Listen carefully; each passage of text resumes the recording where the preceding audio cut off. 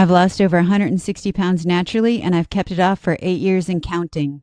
Let me show you how. Hi, I'm Shelli Johnson, author of Start Where You Are Weight Loss, and my goal is to empower you to eat what you want, lose weight, and keep it off. Today we're going to be talking about choosing to be powerful or powerless.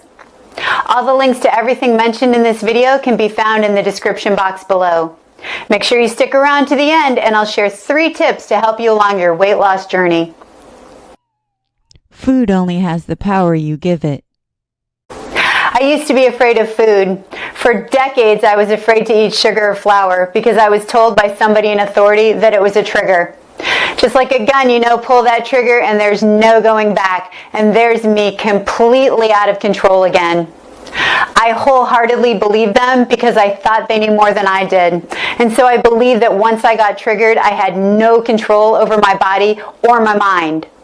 I was afraid to be in the same house with cookies and candy or any kind of sweets because I believed that I just couldn't help myself, that I would have to eat them simply because they were there.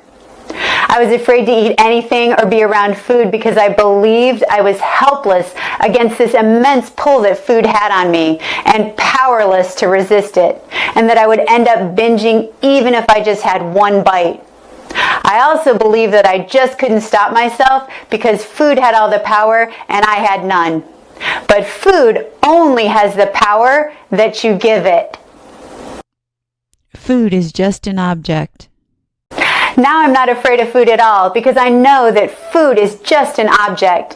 Food is like this journal. It's just a thing that goes where you tell it to go.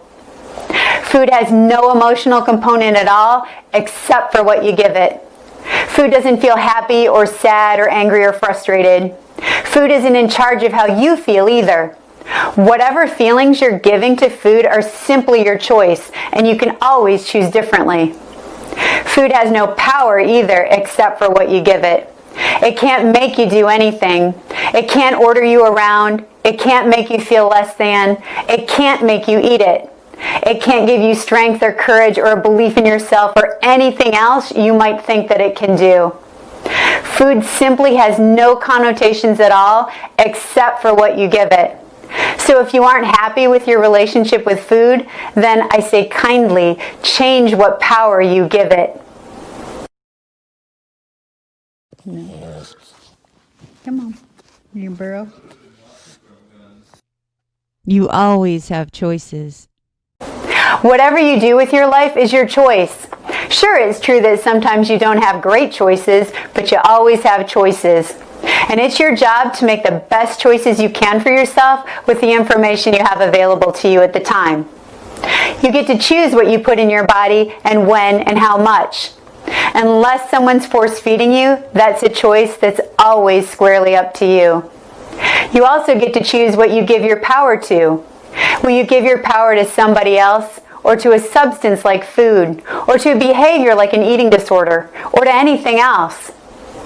Your power, along with your body, are the only 2 things you ever truly have. Do yourself a kindness and don't give either one of them to anyone or anything else. Keep watching for 3 bonus tips at the end. You can be powerful or powerless. At any given moment, you can choose to be powerful or you can choose to be powerless.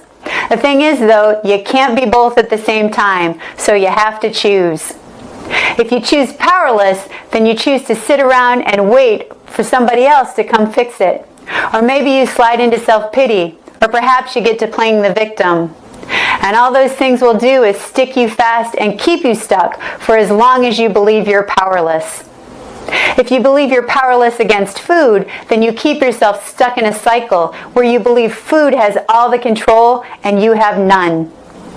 But if you choose to be powerful, then you make different choices, ones that are the best for you so you can move forward with your life.